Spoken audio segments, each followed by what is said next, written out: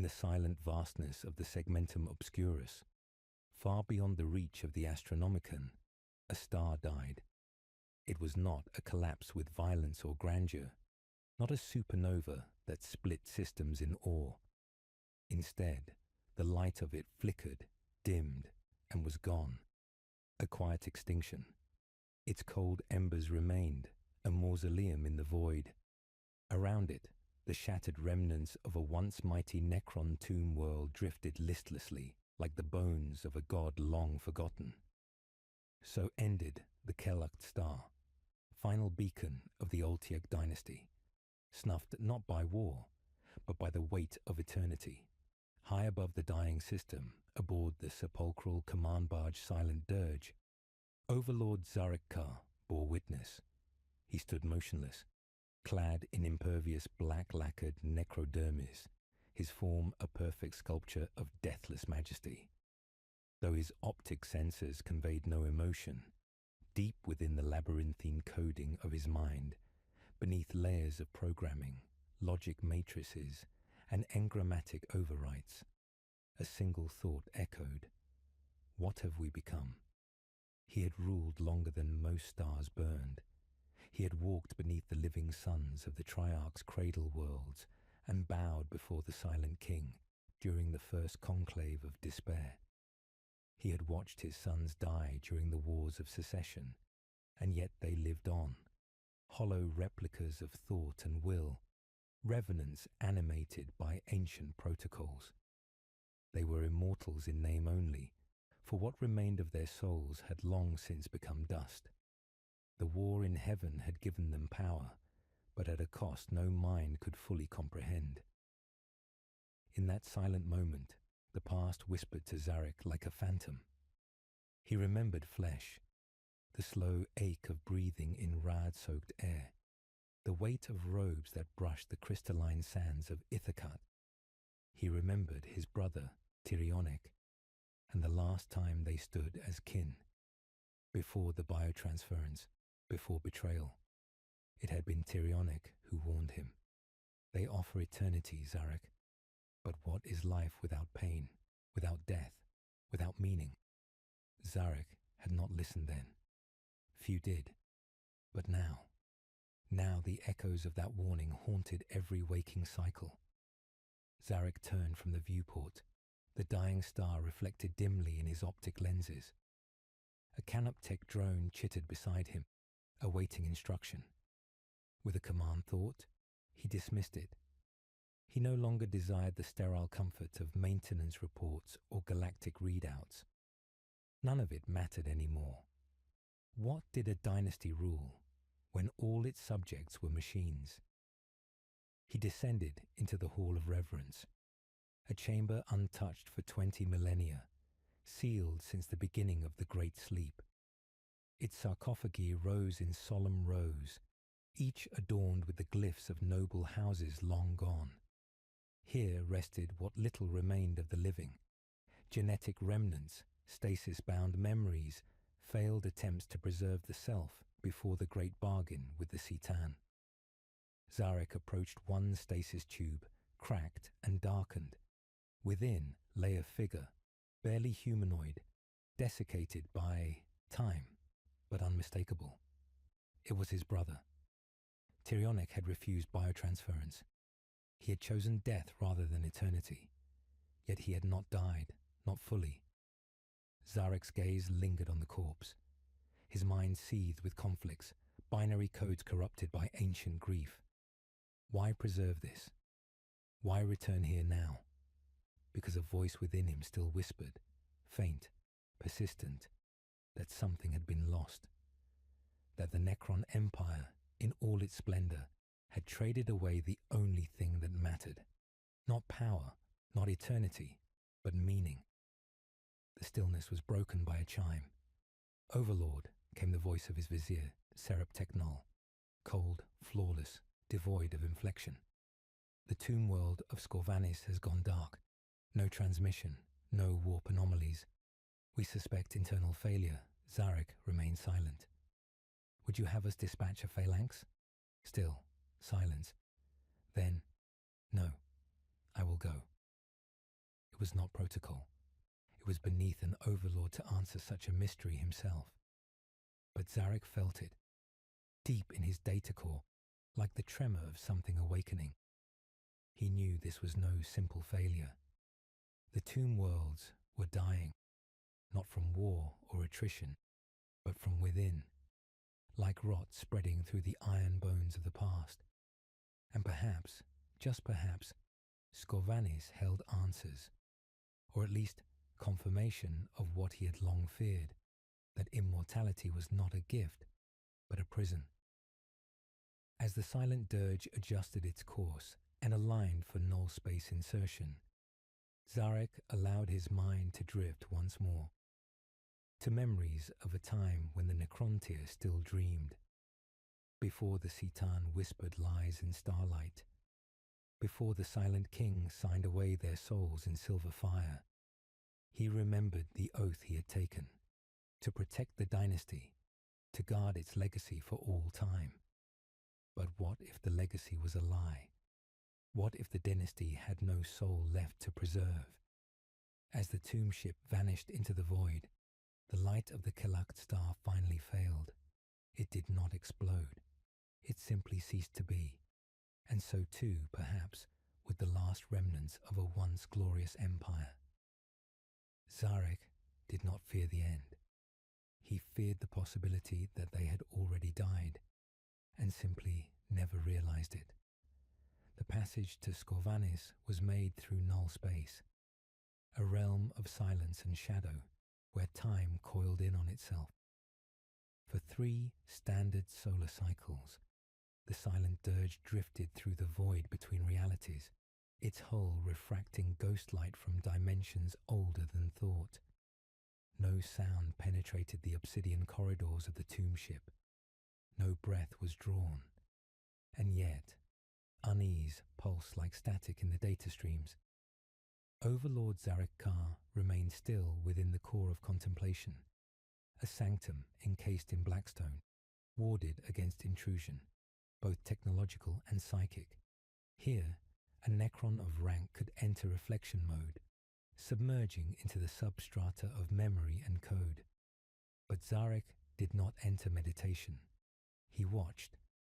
Projected before him in flickering green were hololiths of Scorvanis, once a bastion of Necron might. Its great vaults had slumbered undisturbed for 10 million years. Its cryptex had once delved into chronosorcery and transdimensional manipulation. Now its pulse was gone. Silent. He turned to the presence that now entered. Unauthorized, but permitted. A tall figure, clad not in the sleek black of Zarek's line, but in pitted bronze, robes of faded copper trailing behind like shed skin. Vorinak, Zarek intoned, voice a low tremor of synthetic resonance. You return. The cryptech inclined his head, respectful but unbowed. Vorinak had served Zarek before the war in heaven. He had been flesh, then metal, then mind, a relic in his own right. I heard the cry of Scorvanis, Vorinak said. Though the stars do not speak, they scream in absence. Zarek said nothing. The cryptech had always been poetic, in that disconcerting way ancient minds sometimes were. Do you seek answers or absolution? Vorinak asked, stepping beside him. Zarek's optics glinted. There is no absolution. Only pattern failure, a disruption in protocol, a sickness. You fear corruption? Vorinak asked softly. Or evolution? That word, evolution. Zarek's core buzzed. We have not changed in millennia. That is the lie, Vorinak whispered. We are changing every cycle. And some of us are awakening from the dream. Zarek turned sharply. What dream? The dream of order. The false peace. The endless sleep that numbs the horror of what we became. Zarek stepped forward, optics narrowing. Speak plainly. I believe Scorvanis has woken, the cryptech said, voice hollow. And I believe its mind is no longer bound to the command protocols. A long silence followed. Are you saying the tomb world has... Rebelled. Zarek's tone was neutral, but beneath it throbbed an ancient fear, one the Necrons never spoke of. When the Great Sleep was initiated, protocols ensured that dynasties would awaken in structured phases, overlords first, cryptechs next, then warriors. Every mind was bound to a control hierarchy, etched in chronosigil and subatomic imperatives. But what if that structure failed? What if a world woke up without its gods? I am saying, Vorinak said slowly, that the bonds of command decay with time. Just as the stars fade, so too do our certainties. Zarek turned away. Then I will descend alone. I will see with my own optics what lies within Scorvanis. No, Vorinak said quickly. You must not go alone. Zarek's eyes flared. Do you think me fragile? I think you are too valuable, the cryptech said, and then added, after a pause, and perhaps too close to the source of this disturbance. Zarek's core grew cold. Explain. But Vorinak said nothing. He merely bowed again, his optics dimming in farewell, and left the chamber. Left Zarek with a thought that had not occurred in millennia. What if I am the cause? The silent dirge exited null space in orbit above Scorvanis. What met them was not silence, but static. Crackling, screaming static across all channels. No language, no signal. Just a persistent, deafening white noise howl that clawed at their cognition. Zarek watched the surface from orbit. The tomb world was not as he remembered. Once, it had been a geometrical marvel. Perfect ziggurats of living stone. Obelisks that aligned with celestial bodies. Symmetry forged in aeons. Now, it writhed. Obelisks twisted in angles that defied reason. Structures shifted even as the augurs scanned them. The geometry was wrong, impossible. Vorinak stood behind him, unmoved. What have they done? Zarek asked, not to anyone in particular. Vorinak's reply was colder than space. They have remembered what it means to be alive. A pause. Then Zarek gave the order. Prepare for descent. In his databanks, protocols screamed warnings. Dozens of internal subroutines attempted to overwrite his commands. Logic barriers flickered red. Zarek disabled them all. He would see for himself. He had to. As his skiff descended into the atmosphere, through clouds of particulate metal and forgotten energies, Zarek felt something stir within him. Not dread, not fear, but anticipation. Beneath Scorvanis' shattered crust, something was waiting. Something old. Something that knew his name. And as the ship touched down, as the vault doors groaned open against aeons of stillness, Zarek stepped forward alone. A single voice echoed inside his mind, not transmitted, not spoken. Thought, "You have returned, brother." And the light behind him dimmed.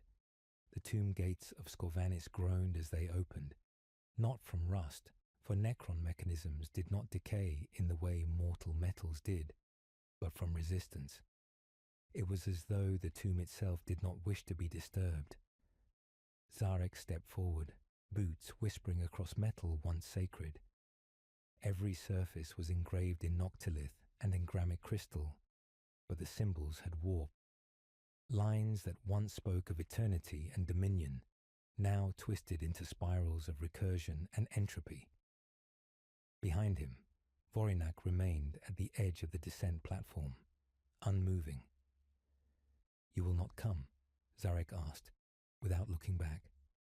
"I have seen too many truths buried under too much silence," the cryptech replied. "This one is yours." Zarek did not argue. The deeper one descended into the underworld of the Necron dynasties, the more truth became indistinguishable from madness. The lift platform creaked downward, groaning under forces it hadn't borne in 10 million years. Pale green lights flickered to life in sequence. revealing vast murals carved into the stone, images of triumph, of war, of ascension. One mural caught Zarek's attention. It was cracked, faded, but he remembered it, remembered standing beneath it with another by his side. Two figures, arm in arm, cloaked in the regalia of the Necron Dynasty. One bore Zarek's mask, stern, noble, angular. The other bore a helm shaped like a jackal, eyes narrowed, defiant even in stone. Amunek. The name came like a virus through his mind, a thought not conjured, but reawakened. Zarek had not spoken it in epochs, not since the war with the Old Ones, not since before the biotransference. By the void, Zarek whispered, voice low, private. You were lost. The lift reached the lower vaults. He stepped off into the necrotheca, the heart of the tomb. But it had changed. Where once the architecture had been angular, orderly, here it bled into organic forms. Walls curved and pulsed, veins of green light throbbing like arteries. The air shimmered with psychic residue. Impossible, unnatural. Something was alive here, and waiting. You should not have come, brother. The voice was not auditory. It existed inside Zarek's neural lattice, spoken directly into the substructure of his thoughts. He turned and saw him. Amunek stepped from the shadows, his frame tall, regal, but altered. His necrodermis was layered in coiled bronze, fractured at the joints like cracked porcelain. His optic lights burned violet, no longer the pure green of command, and his mask was gone. He wore no faceplate, no helm. What lay beneath was a visage unshaped by biotransference, a face partially restored to something closer to mortal, half organic, twitching with memory, bone and sinew flickering in and out of reality like a ghost in a machine. Is it really you? Zarek asked, stepping forward. Amunek tilted his head. It was me. Before the gods stripped it from me. Before we stripped it from each other, Zarek hesitated. You survived the sundering. I did more than survive, Amunek said. I woke up. Silence.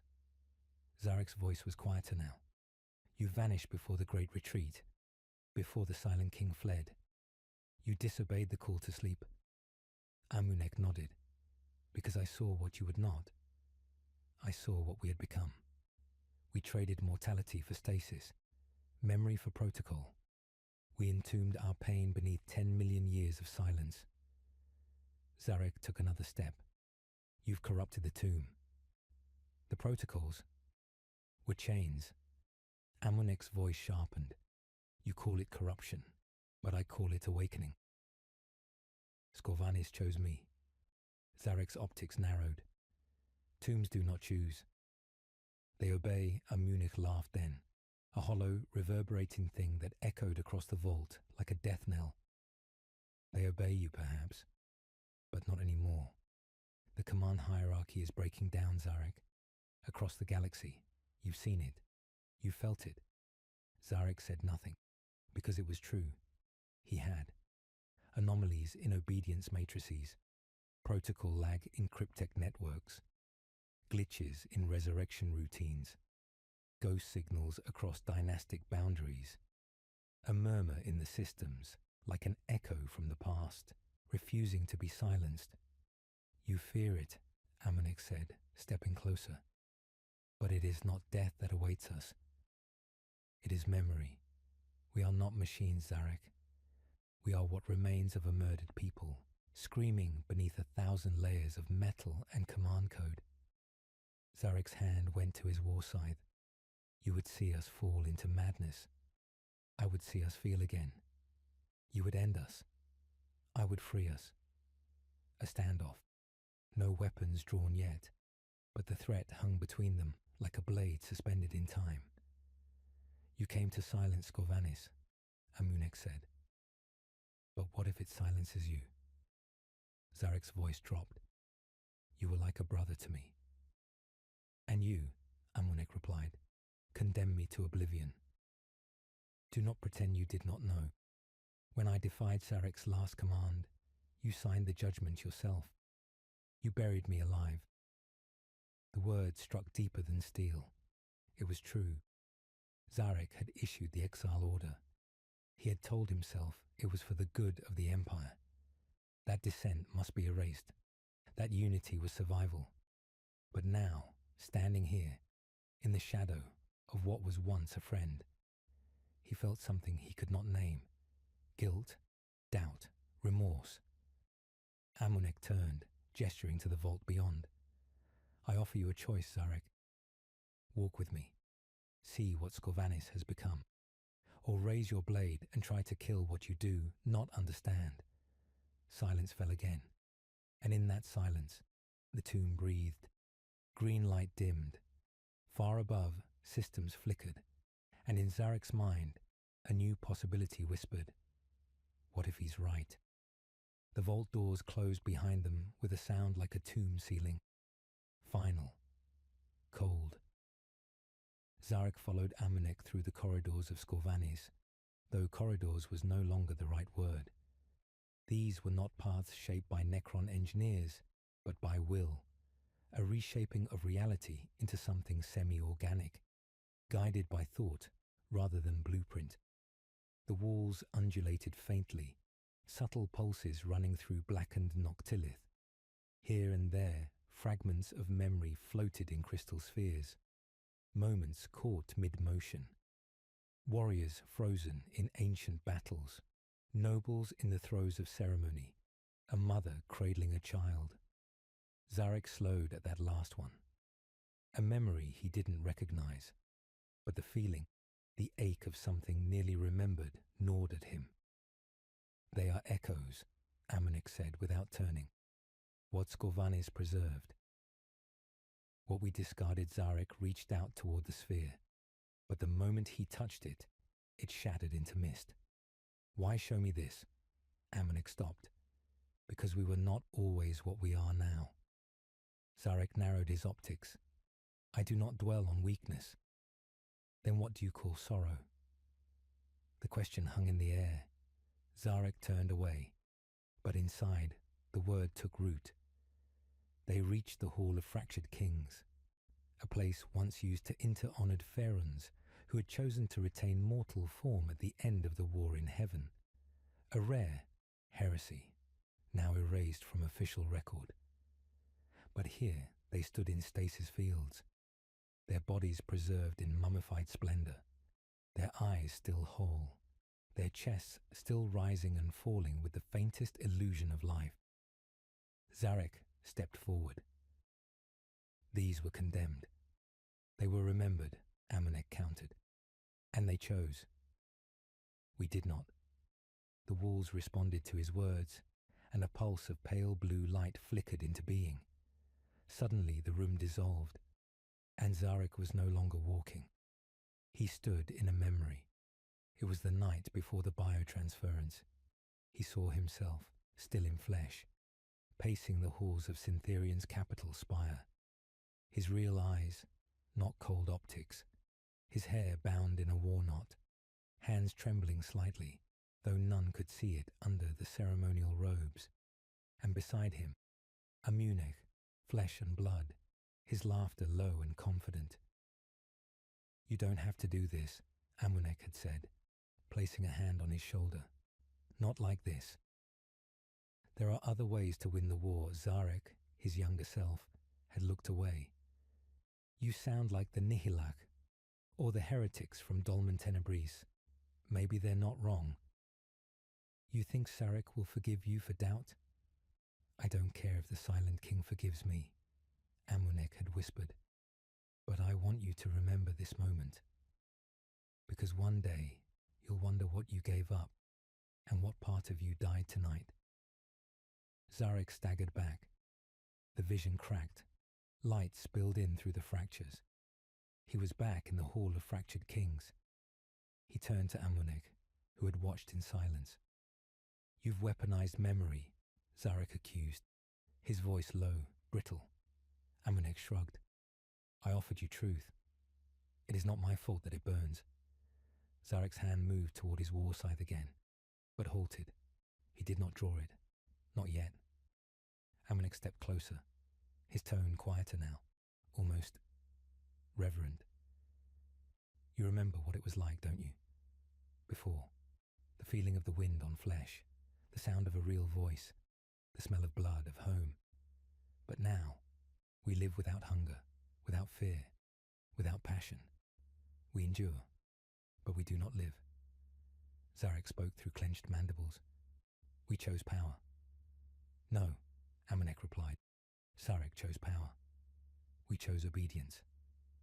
A long silence passed between them. Finally, Zarek looked around the chamber. Why show me all this? Because Scorvanis is waking, Amunek whispered. It speaks in memory. In dreams, it remembers when we cannot. It has reached through the warp in secret. It has made contact. Zarek turned sharply. With whom? Amunek's eyes flickered, violet growing brighter. With those who feel. Those who never silence their souls. It found the echoes of the old ones, and it learned. Memory is power, Zarek. And we are built on graveyards. Zarek felt something twist inside his mind. Warp contact is heresy, he said. So was defying Sharek. So was surviving. The silence that followed was heavy. Zarek could not answer, not yet. He only looked back toward the chamber of frozen kings, toward what he had once been, and the memory that still lingered there. One day, you'll wonder what you gave up. The echo would not fade, not this time, not ever. The cold silence of Scorvanis was not stillness. It was anticipation. A breath held before a scream. Zarek stood at the precipice of a circular atrium that descended endlessly into the planet's core. Below, a singularity of energy pulsed like a slow-beating heart, each thrum bending time around it, pulling the past toward the now. And yet, it was not merely a machine. It whispered, not in words, in reminders, in regret. Behind him, Amanek waited, silent, unreadable. This is no ordinary stasis core, Zarek said at last, his voice low, as if afraid to wake it. No, it is a gate, Amanek answered, and a prison. But the lock is not made of steel or code. It is memory. And you, Zarek, are the key. Zarek turned. You keep speaking in riddles. What is buried here? Not a weapon. Not a god. Amunek's optics narrowed. A soul. The word struck Zarek like a thunderclap. Necrons had no souls. That was the price, the bargain. The wound sealed behind every metal frame. What remained was echoes, algorithmic simulations, ghostly facsimiles of personalities once vibrant and full. But this, a soul survived the biotransference? No, Amanek said. A soul was rescued, hidden, preserved within the quantum lattice of this world. Before the biotransference reached it, a pause. The truth clawed at Zarek's sense of reason, unraveling every certainty. Whose soul? He asked. Amunek's voice dropped to a whisper. Yours. Zarek staggered. That is impossible. I remember my awakening on Syntherian, the last breath of my mortal form, the fire of the biotransference. I died, no, Amunek said gently. You were severed. But your essence, the true you, was hidden. You are a mirror now. But this is the source. He stepped closer to the railing, gesturing toward the well below. What speaks from beneath is not a god. It is you, Zarek. All you were, all you lost. It remembers the sky, the war. The choice. Zarek said nothing for a long time. And then, why show me this? Why now? Amunek's voice darkened. Because the stars are dying, old friend, and our kind are fractured. The Triarch is silent. The silent king hides in the void, chasing a galaxy that no longer fears us. and beneath the surface of the warp. Something is stirring. We were not the only ones who defied the gods. The name he did not say hung heavy. The tyrant star, the arch-enemy, chaos. You are asking me to commit heresy, Zarek said. I am asking you to remember what it was to choose. Not as a machine, but as a man. The atrium pulsed again, stronger this time. Reality bent. A vision flashed behind Zarek's optics. He stood once more in mortal form. But this time he was not in Syntherion. He was on a battlefield of glass and bone, skies aflame with red auroras. Human voices cried out. An Eldar war host burned on the horizon. A golden figure turned to face him. A Primarch. A god? A mirror of what Zarek had once been? It was not clear. And in his hand, Zarek held a blade. Not a war scythe, but an ancient heirloom. A blade of black glass. I remember this, he whispered. The vision shattered. The world returned. But now, Zarek could hear it. Faint, from below. A heartbeat. His own. I have to see it, he said. I have to see me. Amanek inclined his head. Then you must descend. But beware, Zarek. Not all of you will come back. The descent began. Stairs shaped themselves from nothing, folding outward from the black walls as if the tomb obeyed the will of Amunek alone. With every step downward, the gravity twisted, pulling not just on their forms, but on their thoughts. Memories blurred, names flickered.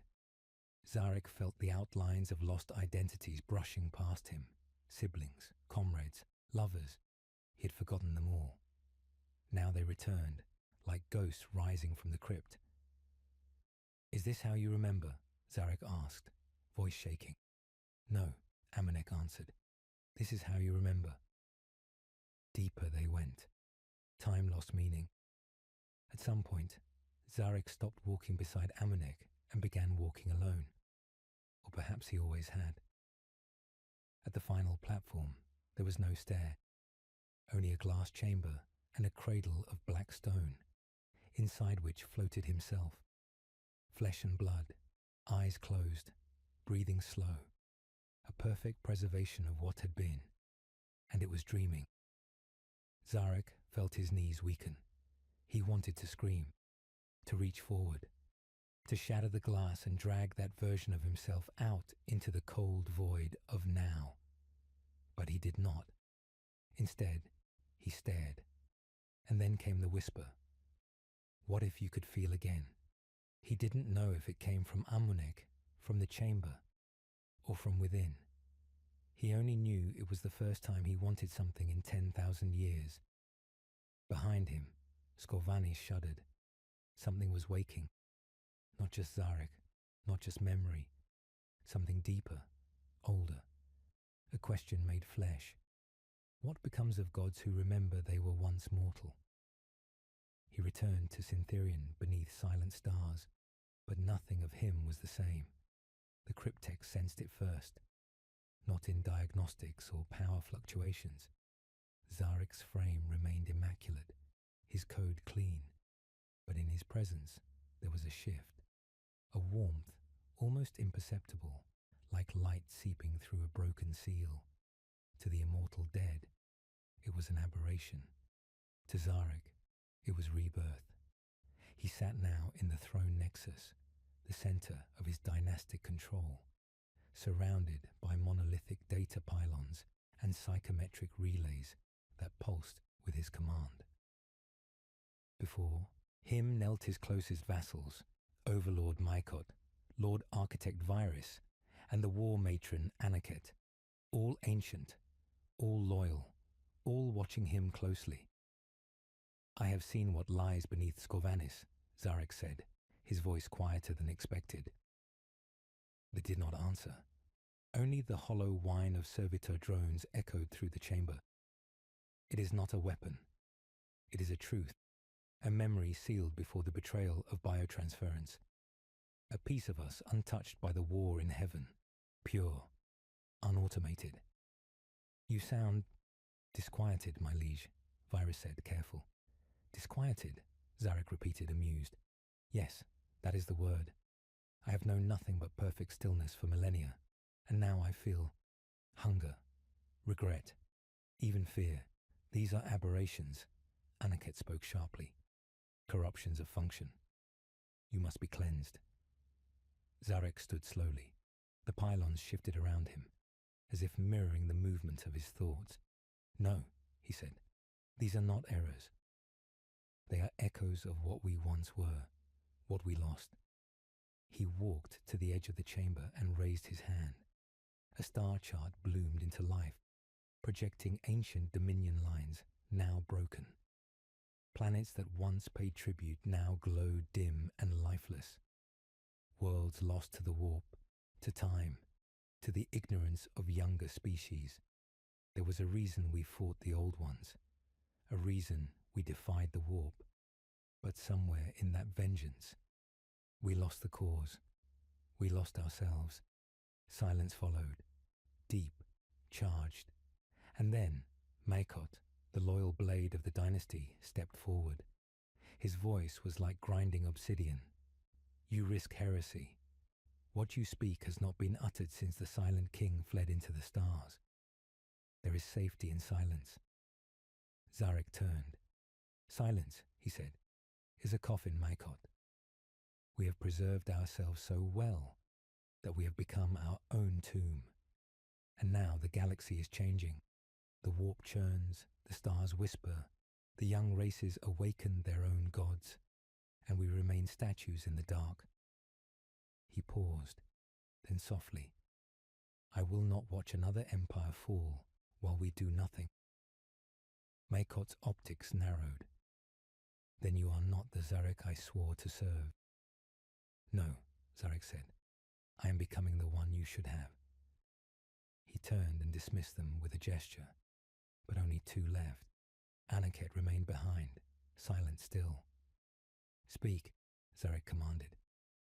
She stepped forward slowly, her eyes not on him, but on the projection of the stars. You saw it, she whispered. The soul. He looked at her, surprised. There are others, she said, others who remember. Fragments sealed in vaults across the empire, hidden before the purge. Memories too pure to be destroyed, Zarek moved toward her. Why hide them? Because, she said, if we remembered what we were, we might undo what we've become. And the Silent King feared what that would mean. A pulse of static passed between them. I need allies, Zarek said. I am not your ally, she replied. I am your shadow, your warning. And if you fall too far, I will end you. He nodded, strange comfort in honesty. Then walk with me a little longer, until the fall becomes flight. That night, though Necrons do not sleep, Zarek returned to the stasis crypt of dynastic memory, a place of recursion and reanimation. Normally, the site of awakening protocols for lesser lords and awakening regents. But tonight, he was not there to wake another. He stood before a sarcophagus labelled only with a single glyph, a name erased by royal decree. He placed his hand upon the surface. It was cold, but within, something pulsed. A presence, another part of himself, number, another being, one who once knew truth, a part of the rebellion Amunek hinted at. He hesitated, then activated the sarcophagus. Energy surged, the room dimmed, and within the crypt, a single voice whispered in an ancient dialect, You broke the seal, Zarek. Now we dream together. Zarek turned away from the tomb, his metal form casting a long shadow across the chamber.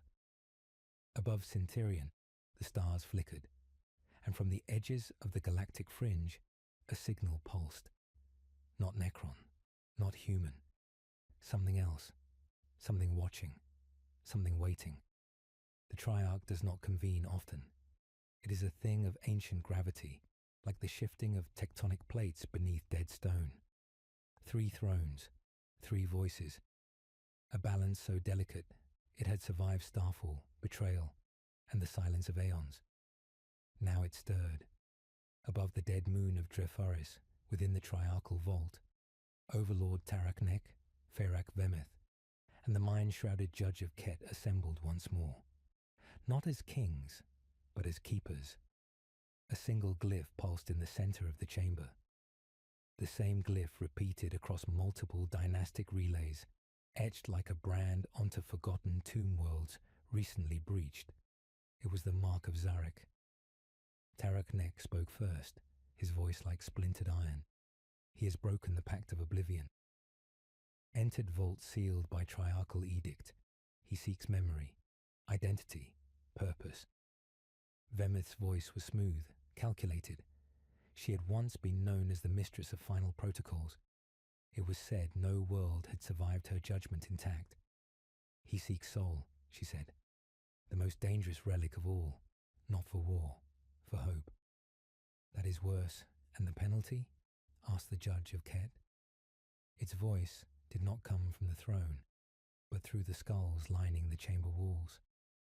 Dozens spoke at once, their collective timbre barely human. Erasure, Vemeth answered. But not yet, said Taraknek. A pause. We observe, the judge said at last. And across the galaxy a signal was sent, not to Zarek, but to one once bound to him by blood and war.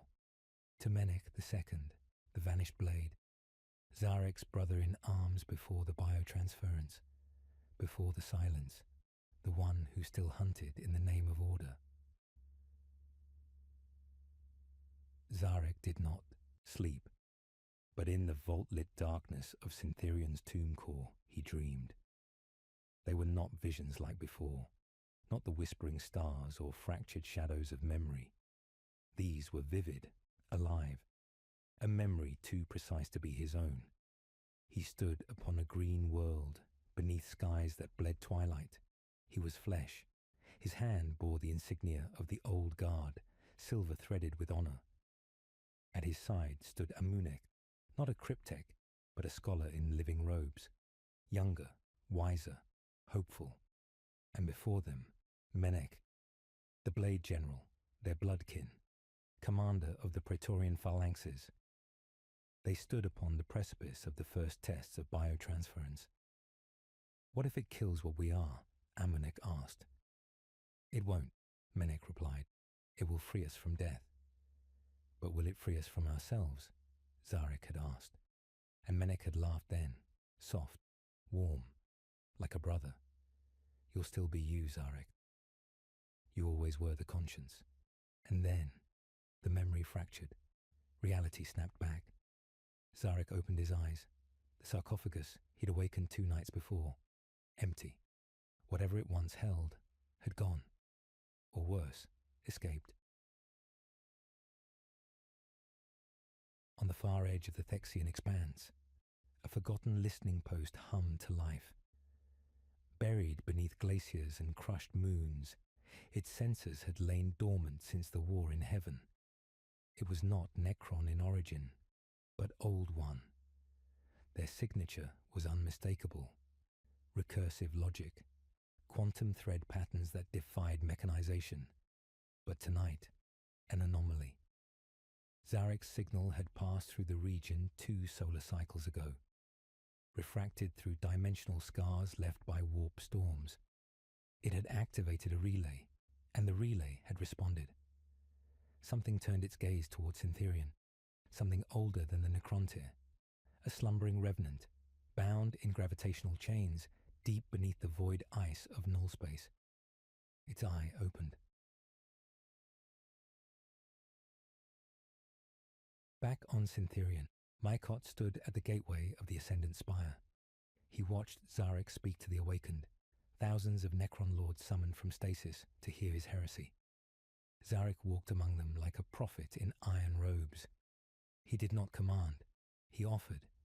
He showed them images, not battle plans, but memories, ancient lives, reconstructed from forbidden archives, faces of kin, of children long gone, of laughter and pain and feeling. Some turned away, others remembered. not all willingly. One lord, Hecate of the Sanded Vaults, screamed, not with lungs, but with fractured data howls, collapsing into rage. He drew his war scythe and lunged at Zarek, but Zarek did not defend himself. He stood still, and Hecate froze. The blade halted an inch from his throat, not by code, but by choice. The Lord dropped his blade and wept static. I remember my daughter's voice, he said, shuddering. Her name was Ithna. And so a second Lord joined Zarek, then a third, then a dozen. Maikot turned away, returning to the crypt commune below. He sent a message to the Triarch. The infection spreads. And far across the galactic rim, aboard a tomb ship shaped like a blade's edge, Menek II received his summons. He did not hesitate. He did not speak. He simply turned his face, burnished and golden, untouched by time, toward the system of Syntherian. He had once loved Zarek like a brother, and now would kill him like a traitor. They arrived in silence, as all triarchal instruments did. No announcement, no grand orbital broadcast, no demand for surrender. The tomb ship Aulax Fang appeared over Syntherian like a blade poised above the neck of an ancient king.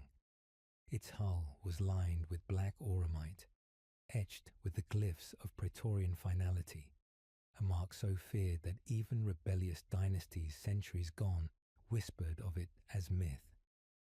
It was the sentence carried by one who had once loved you. Zarek stood at the edge of the obsidian plateau, beneath a sky split by dark ships. He knew who had come. He knew that the one aboard Aulax Fang did not feel rage or betrayal. He would feel nothing. That was the horror of Menek II. Not vengeance, but faith. Maikot greeted them first. Protocol demanded it. A show of deference, of acceptance, even if one's soul burned in defiance. He stood at the edge of the monolith causeway as Menek's guard descended. A phalanx of Praetorians, polished to unearthly perfection, silent, immovable, the embodiment of what the Necron race had become. Order without question, eternity without memory. And then he came. Menek II. He did not walk. He strode like judgment incarnate. A towering figure of seamless living metal, his armor burnished with the glyphs of worlds purged. The war scythe he carried was ancient, a relic of flesh time, reforged in phase core energy. His helm was expressionless, though no helm could truly contain what Menek had lost. Maikot bowed. My Lord Menek, he said, voice measured, layered with careful subservience. We did not expect... You did, Menek replied flatly. You merely hoped otherwise. He passed Maikot without pause. His quarry waited.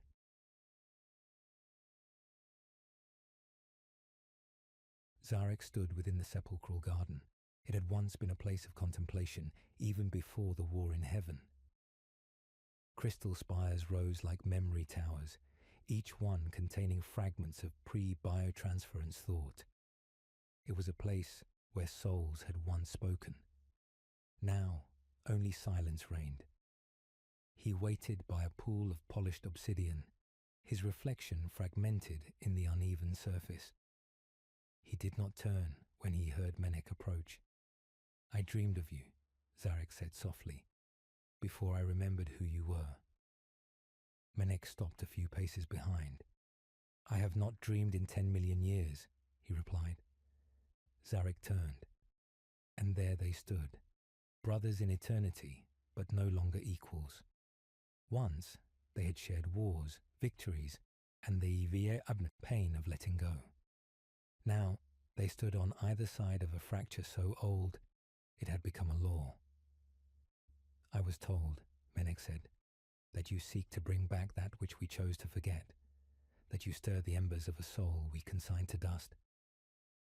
I seek truth, Zarek replied. not rebellion. You are rebellion, Menek snapped, his voice still cold, but sharp now. You awaken memory in the minds of those unfit to hold it. You turn the gift of undying order into a curse of longing. Zarek stepped closer, not in defiance, but in pain. Do you not miss it, Menek? Even in the smallest ways, the weight of air in your lungs, the warmth of sunlight on flesh, the sound of your own laughter. I remember none of it, Menek said, and that is how it should be. That is not true. Zarek took another step. Once you held my hand after the trials. When I wept, you told me we would be brothers even beyond flesh. You felt something then. I am not that thing anymore, Menek said. Nor are you. But you pretend, and that makes you dangerous. A long silence passed between them. Then Zarek asked, will you kill me? Menek did not hesitate. Yes. Mekan watched from below as the twin energies of their confrontation crackled through the monolithic network. They would not fight with emotion, but with execution. Memory against mandate. The skies above Syntherian trembled. Thunder rippled through the spires. It was not yet battle. It was the prelude. And yet something darker stirred. For while brother fought brother beneath the scarred sky of Syntherian, deep below the tomb world's crust, the sarcophagus that had once held the soul core of First Lord Zoltek had begun to hum, not with life, but with hunger.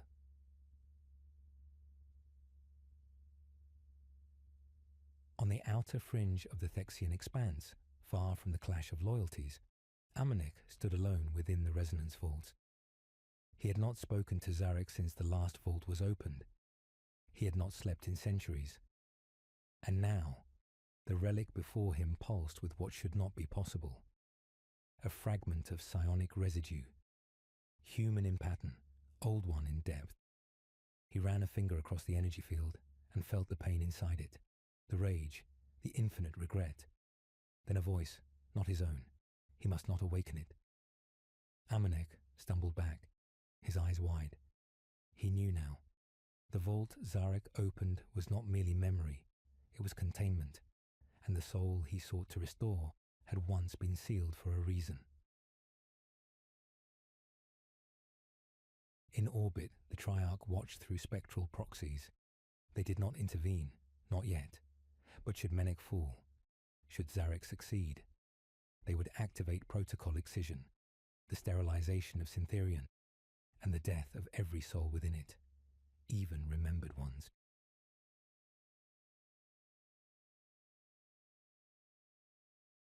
The storm above Syntherian was unnatural. Lightning did not strike. It spiraled, drawn into the eye of something forming at the apex of the tomb world's lattice. Purple arcs seared across the heavens, drawn not from atmosphere, but from raw psychic detonation. The skies bent, time folded. Even the stars seemed to hold their breath. In the sepulchral garden, where glass towers cracked beneath invisible weight, Zarek raised his hand and stopped Menek's war scythe a hair's width from his core. It vibrated with phase energy, and the whisper of annihilation shimmered along its edge. Zarek's voice was quiet. I remember your name. Menek's eyes glowed white hot. Then forget it. Their weapons met. No roar, no triumphant war cry. Only the cold, perfect sound of two impossibilities colliding. Amanek ran through the deep tomb corridors, alone. Not since the war in heaven had he felt fear. But now something ancient stirred beneath Syntherian skin, an echo he had not accounted for. The resonance chambers were collapsing one after another. Glyph seals thousands of cycles old fractured with cracks of light. Inside them, echoes of long dead gods howled in silence. He activated a phase link to Mykot. There is no containment, Amanek said flatly. Zarek opened more than memory. He has unsealed it. Mykot's response was slow. What? Is it, Amanek? A pause. Then, from lips that had not spoken a lie in 10 millennia. I do not know.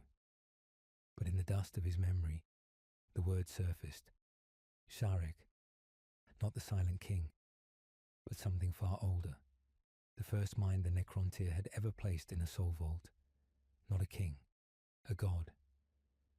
Above them, Menek attacked with precision forged over countless crusades. His strikes were not born of hatred. They were born of duty. Every move, every feint, every lash of phase energy spoke the same truth. You are wrong. You are broken. You will be undone. Zarek responded with memory. He did not strike as a soldier. He struck as one who remembered loss, as one who chose to carry the pain. He parried, stepped inward, spoke between blows. I have seen what you have buried. Clash. I have heard voices we silenced. Crash. They scream in the dark. Menek struck harder, then silenced them again. Zarek's gauntlet met his helm, sending the High Executor reeling. Even you remember, Zarek whispered. I remember nothing, Menek replied. But he hesitated. For the briefest moment, his war scythe trembled in his hand, and in that moment Zarek saw it, a memory flickering in the eye sockets of his brother. Two boys beneath a red sun, fighting with bone swords in the dust of the Thexian wastes. Blood, laughter, a promise sworn before the stars. We will live forever, but never forget who we are. It was still there, even now, buried beneath obedience. A ripple cracked across Syntherian's surface, not from their duel, but from beneath.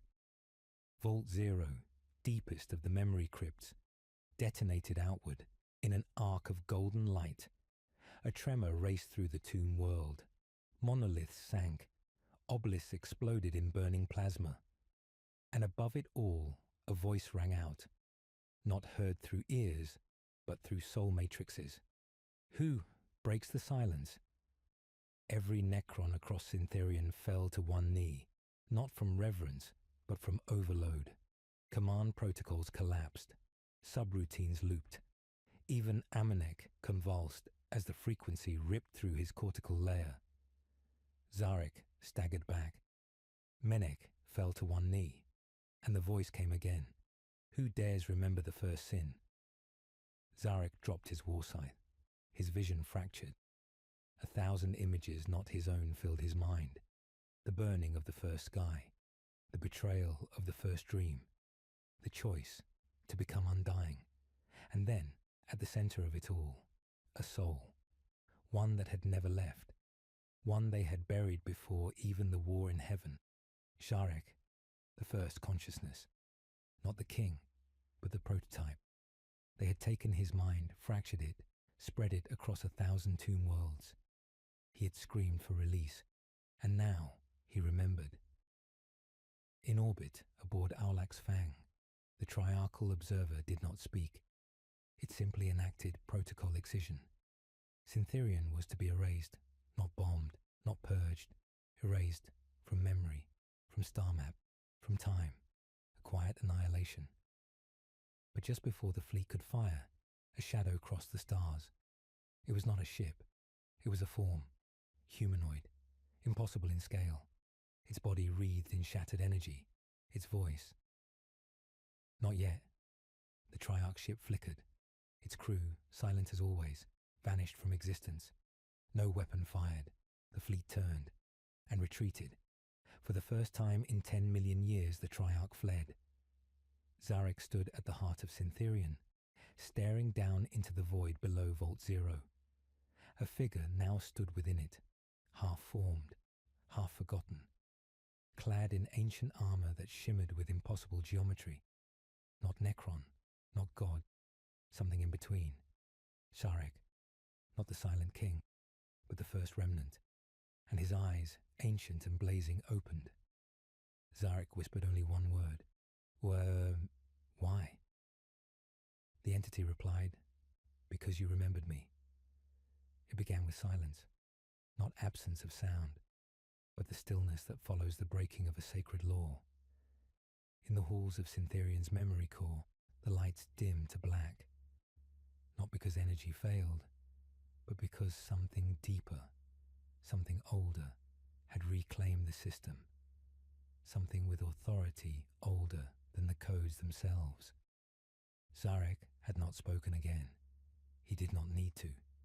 His presence rippled outward through the noctilith veins of Syntherian, and then beyond, through phase gates long dormant, through black pyramids drifting across the void. He touched the minds of slumbering dynasties and woke them. The world had no name for what followed, but the Necrons called it, in fractured script, the stirring. Zarek stood in the aftermath, half blind from memory. He could feel them waking, not soldiers, not kings, but fragments, minds buried deep beneath protocols, disassembled and scattered so thoroughly they were thought irretrievable. The prototypes, the mistakes, the first souls. Sharek was not alone. He was only the first to speak. Across the galaxy, tomb worlds, once sealed by the Silent King's decree, now flickered to unlife. Their cryptic machine code, indecipherable for millennia, now pulsed in synchrony. They were calling to one another, and the voice they shared was not the Triarch's. In the command sanctum, Amunek hovered in stasis. Even now, logic tree subroutines tried to reconcile what he had witnessed. Sharek's design should not have survived. The Triarch had erased all records. Vault Zero's existence had been myth even among the cryptex. But now, not only was it real, it had spoken. And it had done so not in raw data, but in emotion. He turned to Mekot. She knew. Mekot's voice was hollow. Yes. You buried it. I preserved it. There was no accusation, only exhaustion. And for the first time in her immortal life, Mekot sat, not from physical weakness, but from the unbearable weight of vindication. We told the Triarch it could not be destroyed, she whispered. We warned them. Not every mind could be made to forget. And now, Mekot looked up at the projection of Sarek's form, still rising, still becoming. Now he teaches us what they could not, how to remember. In the catacombs, Menek's grip on his war scythe had slackened. He stood not as an executor of justice, but as a weapon without a command. His will was forged for certainty. His soul, stripped in the great reforging, had left him loyal by design. But this was chaos. A king returned, a god awakened, protocols decaying from within. He watched Zarek approach the edge of Vault Zero and looked down into the storm of thought and matter. You opened this, Menek said flatly. Zarek did not deny it. I remembered him. Menek's voice cracked for the first time. You believed in him? No, Zarek replied. I remembered his pain. That silence returned, piercing, wordless, and suffocating. Menek turned away. I will request final sanction. The Triarch will wipe this world clean. Zarek did not stop him. He only whispered, there is no Triarch anymore. Menek froze. What did you do? Zarek lifted his eyes to the void above. They heard him. Across the stars, something had changed. The code of Zarek had begun rewriting ancient edicts, not with words, but with resonance. Entire dynasties paused mid-march. Awakening legions faltered. Even battle servitors slowed, scanning for lost directives. Something was rewriting purpose itself, and not all obeyed. On the rim of the Menkar expanse, a tomb ship known as the Voice of Eternity convulsed in orbit. Within its data crypts, the mind of its Pharaon, Setek the Scorned, clawed to the surface, awakened by the transmission. He saw him, the forgotten king. He remembered the agony of the original biotransference, the screams, the betrayals, the stolen choice. And then he screamed back. Across the stars, his fleet turned, not to Syntherion, to the Triarch, to war. This was not resurrection. This was civil war. The Necron dynasties, long held together by the myth of infallibility, now cracked. Not by conquest, not by defeat, but by truth, that they had lied to themselves to survive, and Sarek had pulled the mask away. One by one, Phyrons turned, some in devotion, some in fury, and others for reasons unknown. A new network began to form, fragmented and unstable. A council without order, bound by Sarek's psychic signal. They did not call him king. They called him Origin. In his chambers, Zarek watched the signal bloom across the void.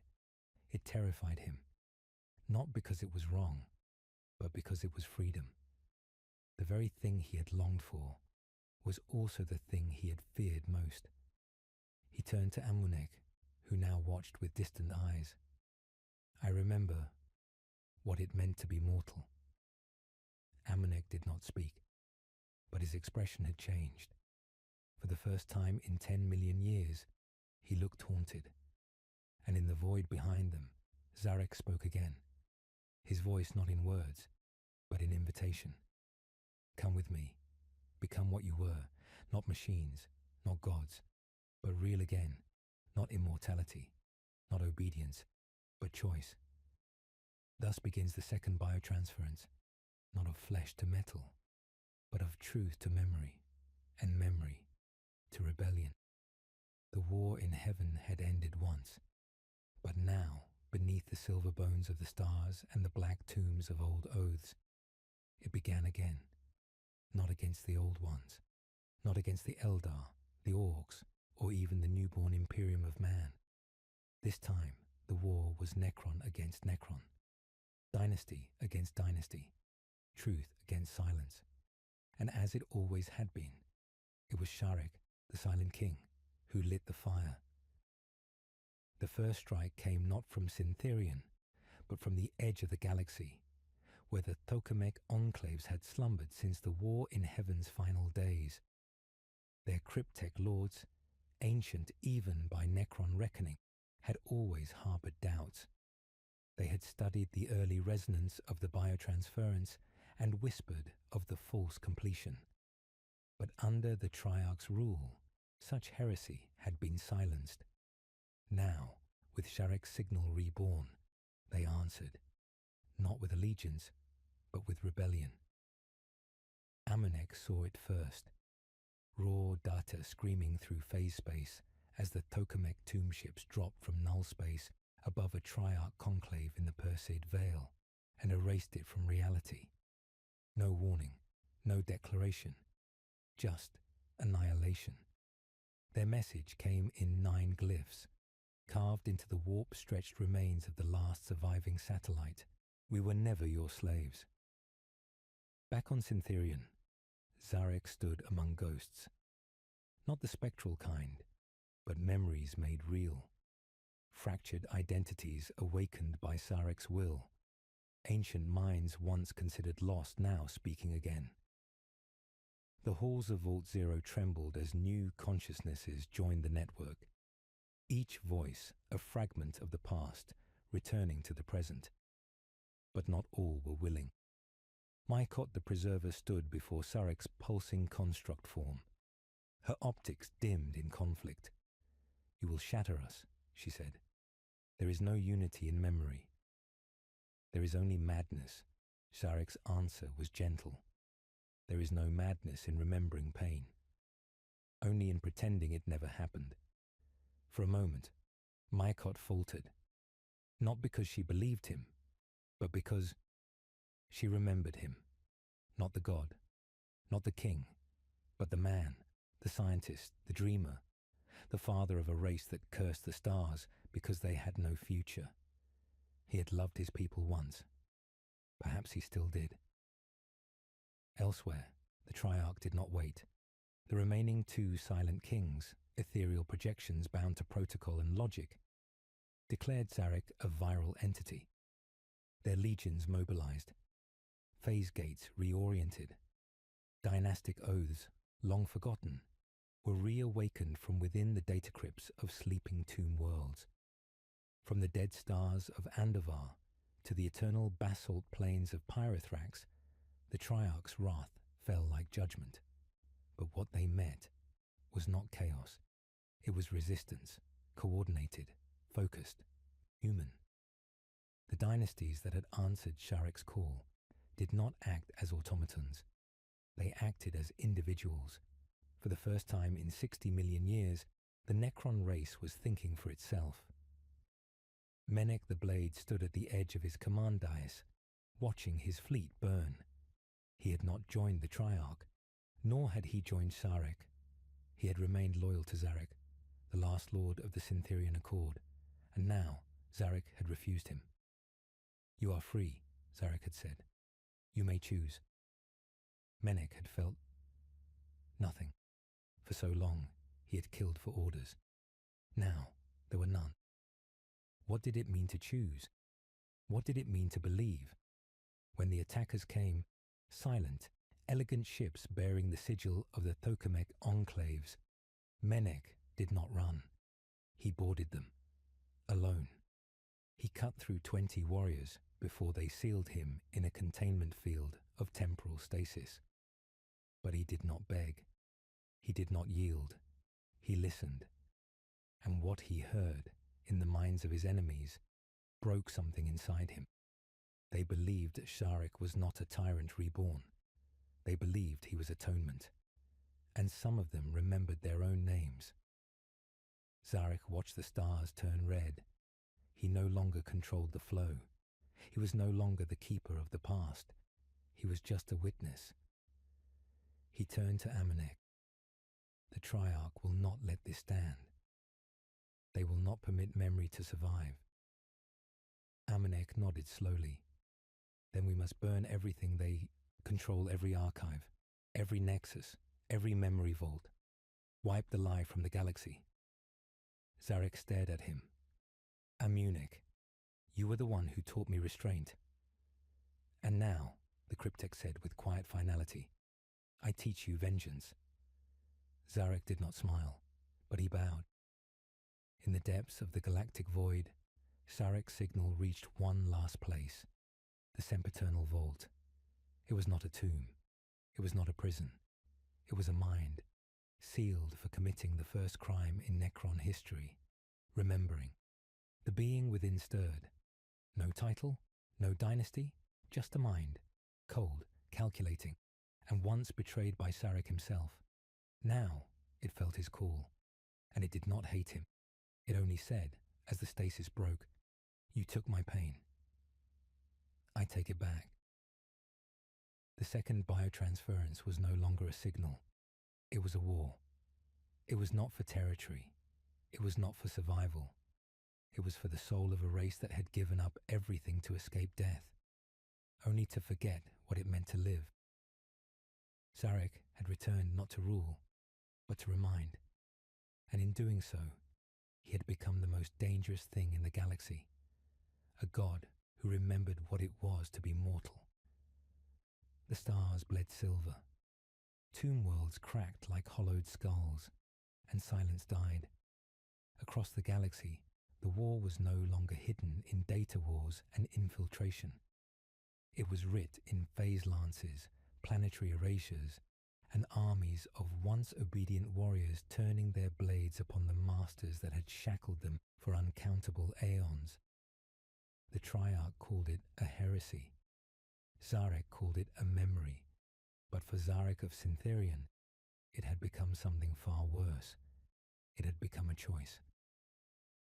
It began on the tomb world of Ericnar, a world of obsidian pyramids, now cracked and oozing motes of green fire. It had once been the throne world of the Pravian dynasty, known for their brutal adherence to the Triarch's protocols. Now it was burning. Zarek stood amidst the ruins with Amunek and Maikot the Preserver. The wind howled through metallic canyons of shattered monoliths. Eric Nar had fallen to Sarek's followers, but not by force. Its inhabitants had surrendered. They had cast down the Triarch banners willingly. Each Necron that reawakened did so with flickering memories of their mortal lives, their old pains and triumphs twisted by time and decay. They had wanted to remember, and in doing so, they had abandoned obedience. Zarek saw it written in every rusted statue of the Silent King, now pulled down and shattered, symbols of reverence undone by revelation. "This is spreading faster than we projected," Mekot warned, scanning the cortical bleed within the tomb net. 37 tomb worlds have defected, some willingly, some under psychic contagion, but the result is the same: awakened minds.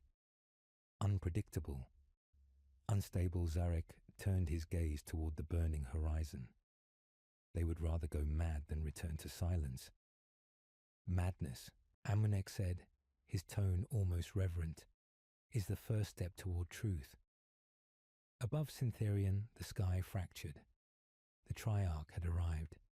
Tomb ships the size of moons emerged from the folds of unreality. Iron-black titans bearing the sigils of immutable law. They did not speak. They did not parley. They broadcast only one signal: deviation is destruction. The Triarch had never needed to explain themselves. Their rule was axiomatic. Their dominance was faithless and perfect. Until now.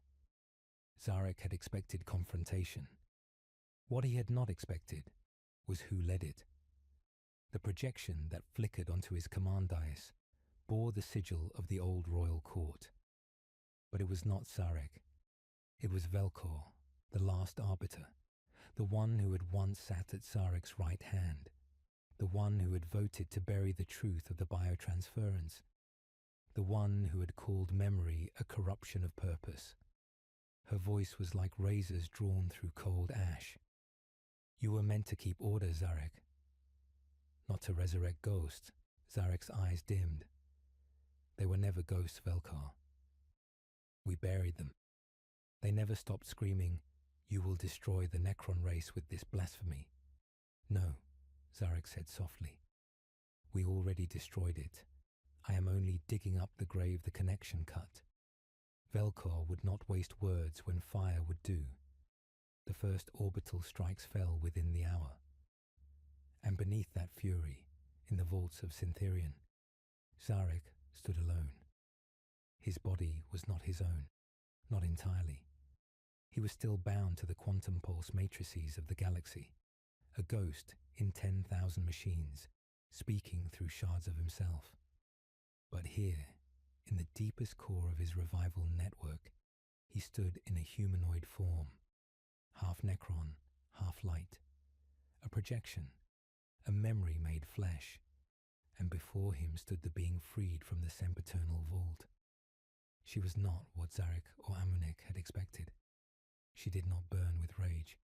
She radiated grief. "You took my pain," she whispered, her voice echoing in harmonic dissonance. "You said it was mercy. But what is a soul without pain?" Zarek said nothing. He knelt before her, not in supplication, but in remorse. "I remember you," he said. "I remember who I was," she answered, "but I do not know what I am now." "You are the first." Her eyes dimmed. "No, I am the last.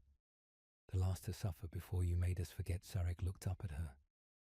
His voice was low, distant, cracking with ancient guilt. "If I had not taken your pain, we would never have survived."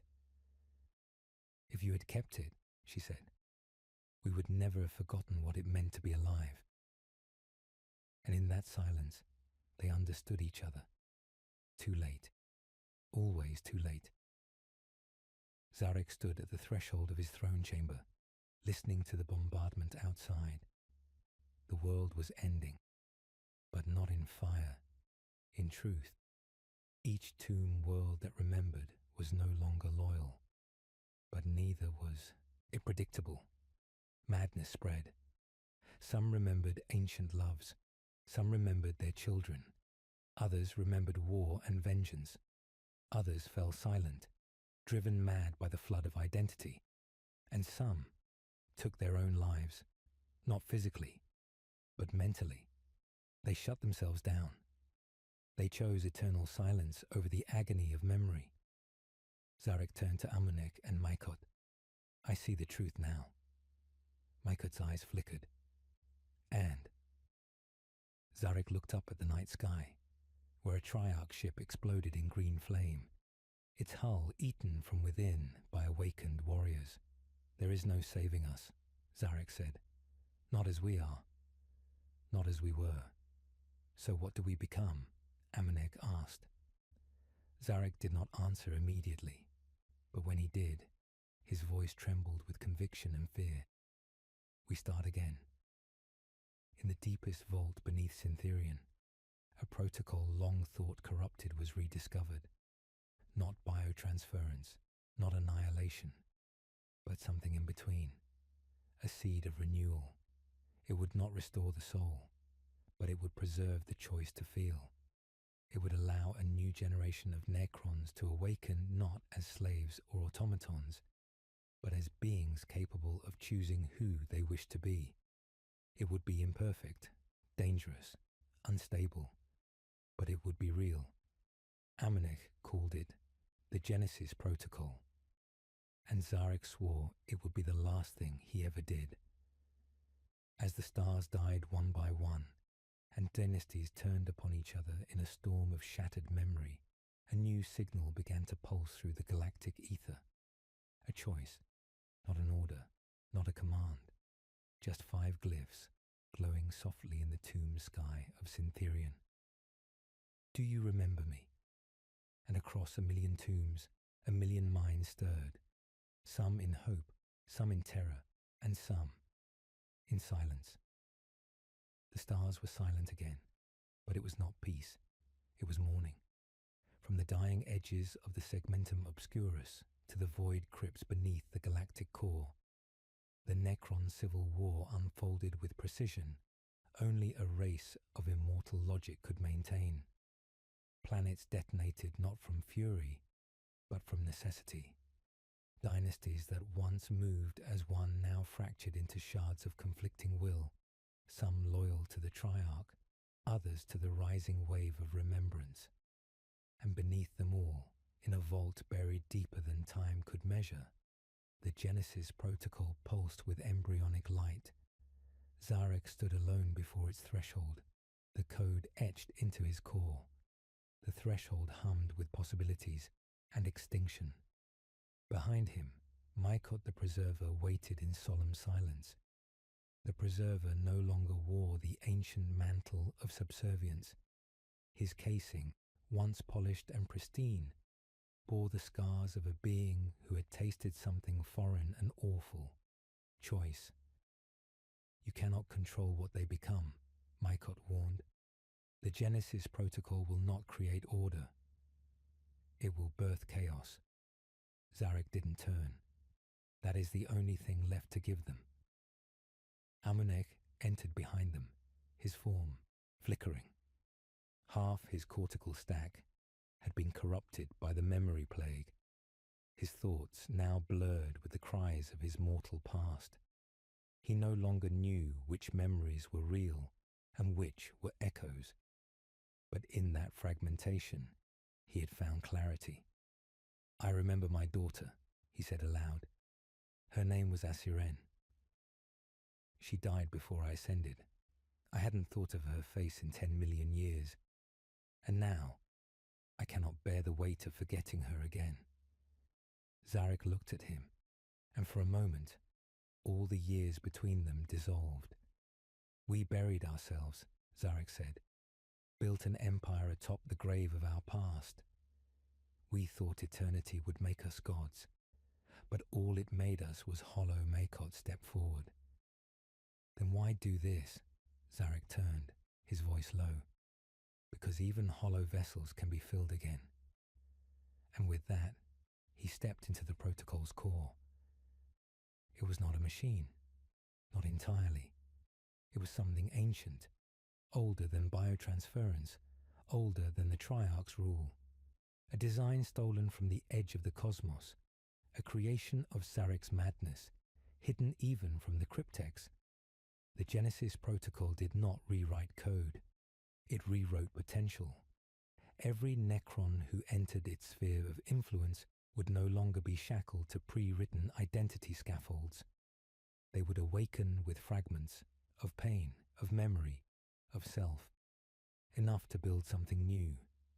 But not all would survive the transition. Some would fragment beyond repair, others would become unstable, violent, and some would awaken as something never before seen in Necron history, truly self-aware, unbound from protocol, unpredictable even to the Triarch itself. Zarek had designed it as a weapon. Zarek would wield it as hope.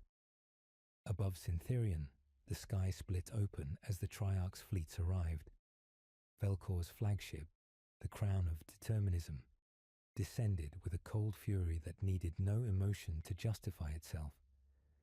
Her voice echoed across the tomb worlds in binary wrath. By order of the Triarch, Syntherion is declared a world of deviation. All signals of independent thought will be extinguished. But the planet did not answer. The Genesis protocol had already begun.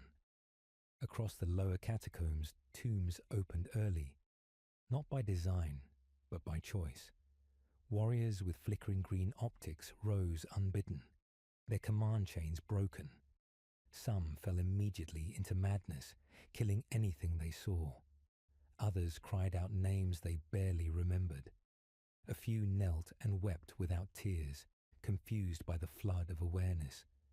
And one, just one, turned to a fellow warrior and said simply, "Brother, do you remember me?" The answer was yes. That was how the rebellion began.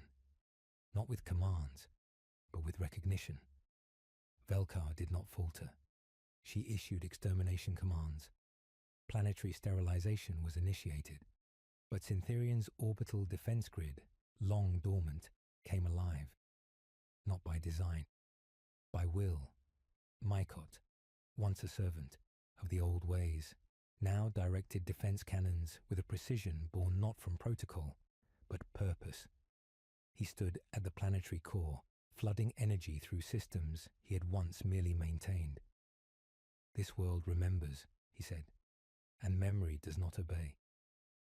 Still, Velkar's forces descended. The Triarch unleashed its most feared weapon, the Nullborn Directive, an artificial wave designed to erase sentient code from Necron minds.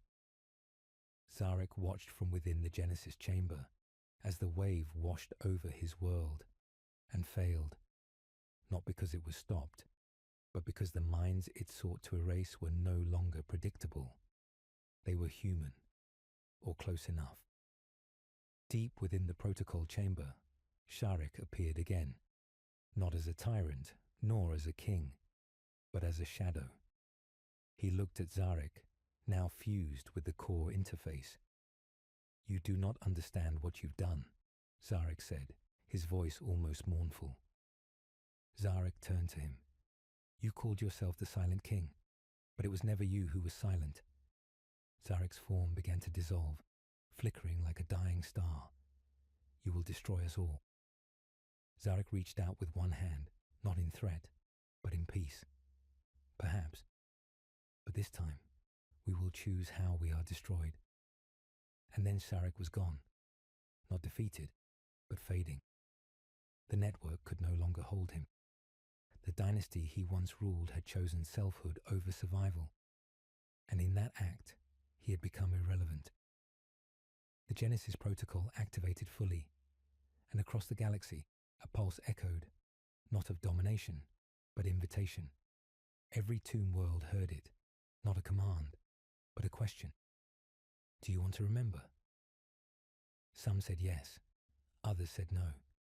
But for the first time in 10 million years, they were allowed to answer. And in that singular act of rebellion, Zarek became the first true leader the Necron race had ever known. not because he ruled, but because he let them choose.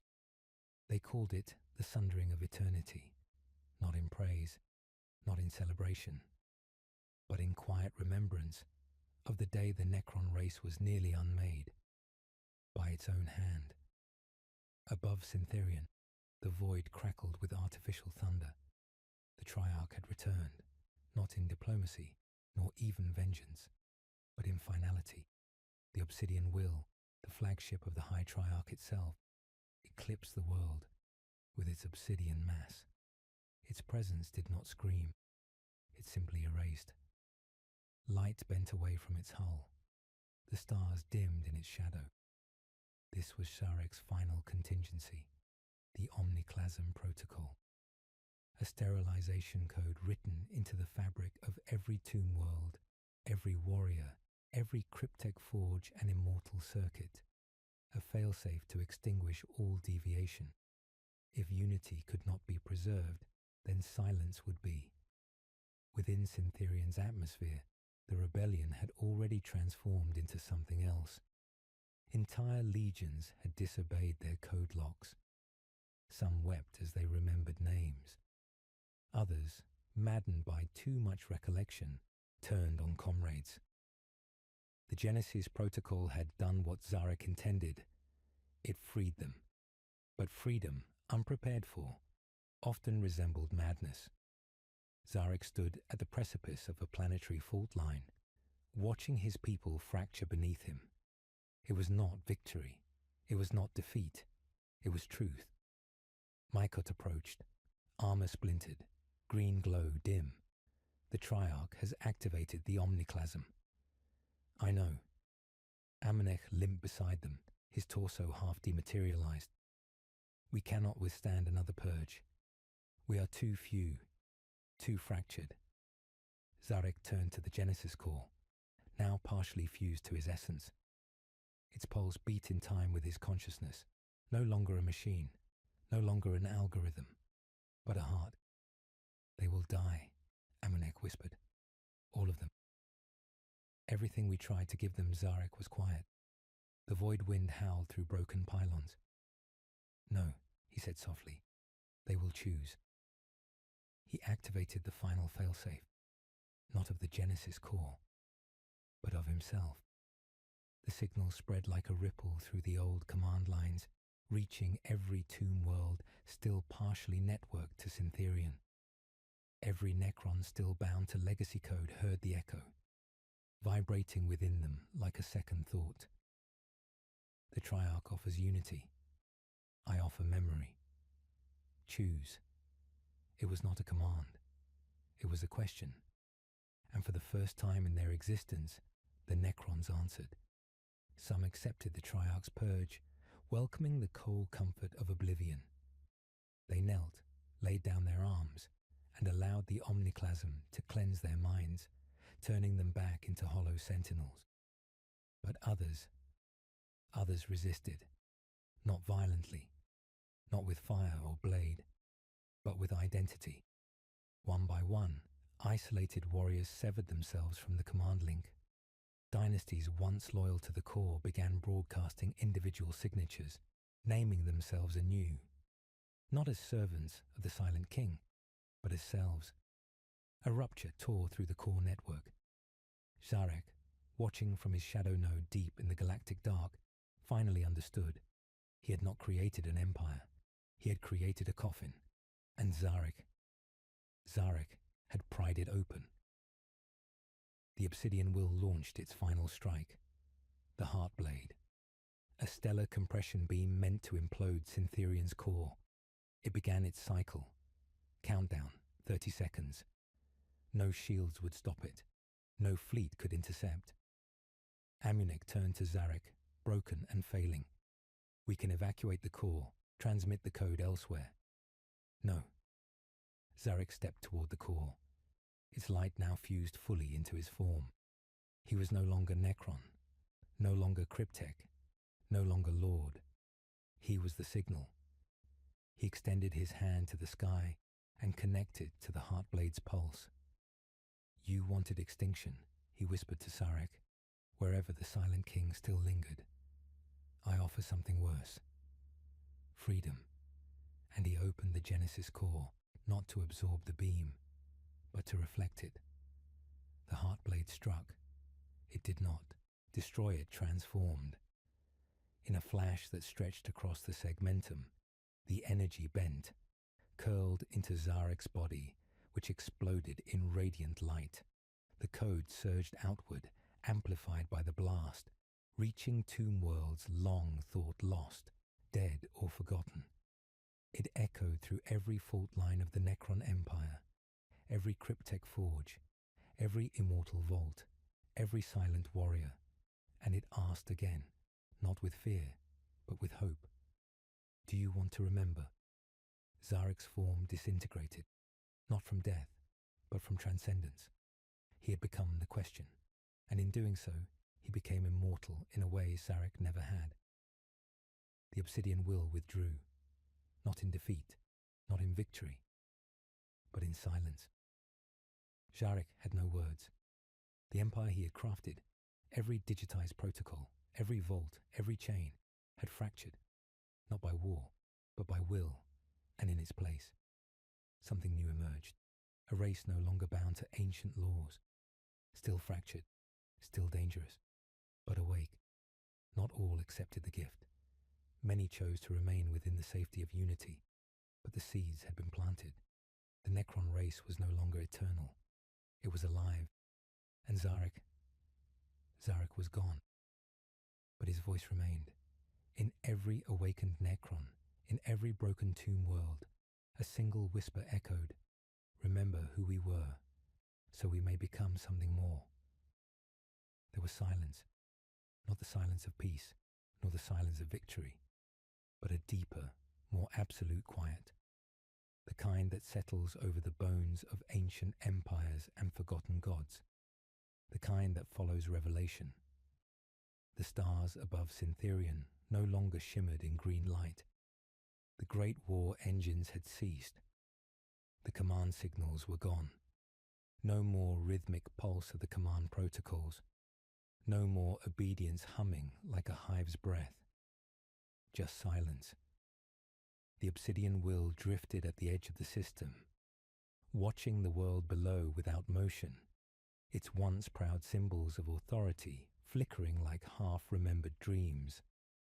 Zarek stood in the sanctum of echoes, his private chamber at the heart of the vessel, surrounded by relics of a time long dead, sculptures of biotransference, star charts etched in crystalline flesh, and frozen moments of ancient triumph. They no longer offered comfort. They were tombstones. He no longer spoke. There was no counsel to advise him. The Triarch had fallen centuries ago. Only his will remained, and even that now was fracturing. In the stillness, a thought, not his own, whispered through the ambient code that still clung to the periphery of the command web. Do you want to remember? He crushed it without hesitation, not out of hatred, but out of fear. For Zarek remembered all too well. He remembered the searing touch of the Citan and the cold promise of eternal dominion. He remembered his people begging for release from the torment of their flesh, only to become trapped in forms even more wretched. He remembered the silence that followed the last true conversation with a living being, before the universe became a cathedral of unblinking eyes and soulless eternity. He remembered hope and how quickly it soured. And now, Zarek's signal had spread. A cancer, a flame, a gift. Zarek had watched as world after world blinked out from his control, not in rebellion, but in choice. Entire dynasties chose memory, individuality. Some descended into madness, others into enlightenment. Many simply vanished. No longer bound to the logic of the empire, they scattered like dust on stellar winds. There was no longer a Necron empire. There were Necrons, plural, splintered, distinct, a race unbound, and Zarek was alone. In the infinite corridors of the obsidian will, he walked through silence. No lords accompanied him. No warriors marched in his shadow. The command relays pulsed idly, awaiting orders he no longer gave. In the data mirrors of the strategy halls, he saw himself, unchanged, unmarred by time, but with nothing to rule. Immortality, he thought, was never meant for the lonely. The gift he had bestowed on his people millennia ago, of undying perfection, eternal purpose, had been undone by a single voice. Zarek had not waged war. He had not shattered fleets or leveled worlds. He had asked. And in that question, he had broken the chains Zarek thought unbreakable. Zarek looked out upon the dying light of Syntherian's sun. No longer green or stolen, its brilliance now pulsed in dull reds and pale oranges. A mortal star, aging like all things should. He wondered quietly what would happen when even stars tired of shining. Behind him, in the vaults, the Triarch's protocols remained. Endless codes, contingencies for resurrection, commands that could reshape entire galaxies in fire and circuitry. But for the first time in 10 million years, Zarek did not activate them. He sat, a simple act, yet one not taken by a silent king in eons. He sat upon a broken throne, the fragments of his authority scattered like glass at his feet. He allowed his thoughts, his memories, to return. The laughter of his people before the war in heaven, the songs sung in living temples, the warmth of a dying sun against living skin. He remembered not as a ruler, but as a man. And for the first time, he wept, not in flesh, not with tears, but in the slow unraveling of purpose that filled the soul with mourning. Because Zarek knew what Zarek had bought with his sacrifice. He knew what it meant. The Necrons were free, but not healed, and not whole. They would wander now, some in madness, some in peace, some seeking new empires, others building something smaller, more fragile. Some would fall to old patterns, others would evolve beyond anything he could imagine. He could not stop them. He would not try. He had become what he had always feared, a ghost of a dead era, a king without a crown, a god without a flock, a father whose children had outgrown him. Zarek closed his eyes. The galaxy turned slowly beneath him, vast and impersonal. He did not need to sleep, but he chose to rest. Let others write the future. Let them remember him however they chose. He would remain, not to rule, not to redeem, but to remember. As the galaxy spun on, old stars died and new ones were born. Factions rose, fell, and rose again. Tomb worlds were uncovered by explorers who did not yet understand what they had found. Some Necrons joined the great wars of the galaxy, others vanished into myth. But all across the stars, in dark halls or drifting shards of tomb ships, a whisper sometimes echoed. A voice long gone, but never silenced. Remember who we were, so we may become something more. And so, in the twilight of an empire once eternal, something truly eternal was born, not power nor dominion, but choice. The age of the Silent King was over. The Necrons had awakened, not as slaves of time, not as relics, but as beings. And the stars burned on, even as the old gods wept, even as the king slept, even as the universe began to forget the name of Zarek and remember the question of Zarek forevermore.